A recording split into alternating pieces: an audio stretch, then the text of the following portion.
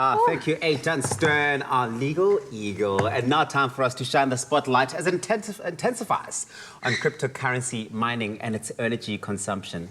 And Grant Hines joins us now to talk about how we can try to reconcile differing facts and perspectives. And most importantly, a side note, it was Grant's birthday yesterday. Happy birthday! Everybody, happy birthday to you. Yebo! Happy birthday to you. Yes, happy birthday, dear Grant. Hey! Happy birthday to you. Thank you. Woohoo! It's always an awkward moment. Like, what do? You just stand there and start clapping for yourself? Yeah, I know. Always, you sit at those restaurants where people sing for you, and you're like, oh, what is happening? Yes, like, yes. There was that moment right now. So where's my cake, Nicole? How did you spend your birthday? We actually did a charity stream yesterday on my Twitch channel, and we raised 45 grand for a homeless shelter in Muizenberg. Oh, really cool. Grant, man, you really are the gift that it's the gaming community in South Africa that pulled together for that. So I love that. Can I pay you in Bitcoin, though? I would love you to pay me in Bitcoin. That would be great.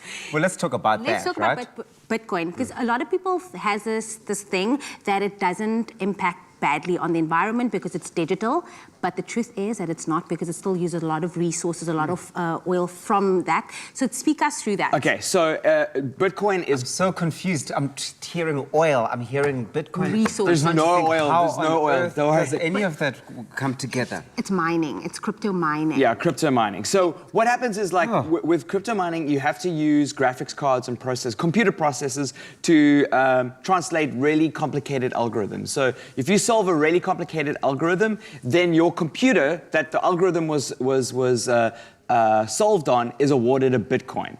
So these algorithms are getting more and more complicated as Bitcoin gets more and more popular. So more and more electricity is used to produce a singular Bitcoin. Does that make sense? Keep going. The reason you need to solve these huge problems to award yourself a Bitcoin is that it has to be decentralized somewhere on the blockchain. So we have to prove that you haven't just made this Bitcoin up. Remember, Bitcoin it's not something you've mined out of the ground. Okay. It's not something that I've just made on my computer times 100. It's something that has to be generated. And the way to generate that is to solve really complex equations. And then what happens is a decentralized system called a blockchain. It's something that no government, no private organization has access to. The reason that has to be decentralized is that if anybody can manipulate that, there's no value to it. So I can just go, I'm giving myself like 500 Bitcoin. Yeah, whatever. It can't work like that. It has to be decentralized from everybody else. It's verified. That algorithm is verified on the blockchain, and then you're given your Bitcoin. So it's all third-party managed and maintained. So a lot of people are mining Bitcoin using graphics cards and mining farms. China, they're doing a lot of it in China, and actually China is starting to pull away from that. And the main reason is that it's really detrimental to the environment. Think about our electricity problems. The whole world is going through that, and and that's really bad. Well, it really just does sound like the perfect world for scientists and nerds to exist in, hey? Because I don't see. I mean, you've explained all of that, and I'm like. What question do you have? What don't you understand? Let's simplify it, right? Yes. And maybe distill this for the average person sitting at home who has heard of Bitcoin and how this is the future, potentially, of how we will be transacting. Okay. What is the individual impact of that person sitting at home when they transact in Bitcoin in an instant?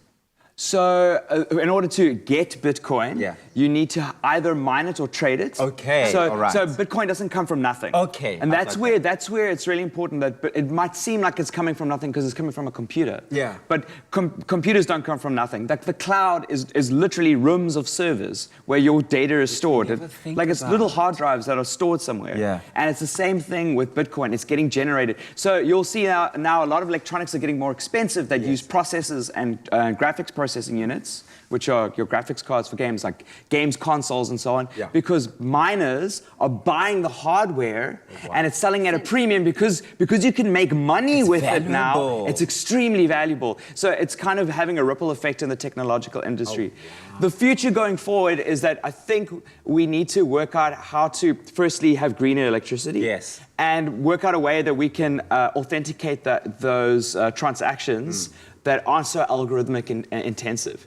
I don't know what that solution is. There are smarter people than me. Yeah. Ethereum is one of the biggest Bitcoin that are really trying to make a difference in that. Yeah. There are a lot of currencies in Bitcoin, and that's probably the one that I'm keeping an eye on the news. I don't invest in any Bitcoin, so just so that everybody knows. Is there a reason for that?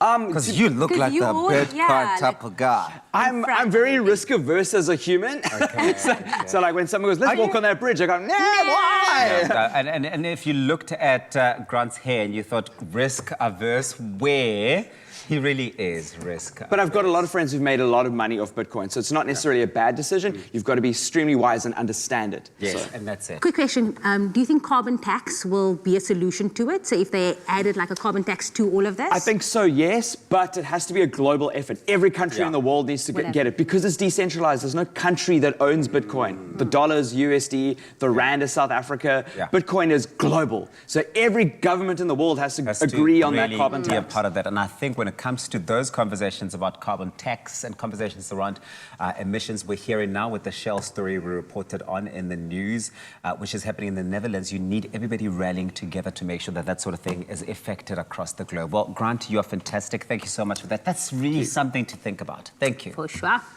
Well, everyone needs to start thinking about their impact on the world. Let's all work together towards some sort of green world. And of course, let's heal the earth. Even people having fun and exploring the digital world need to be thinking about that. Grant, superhero.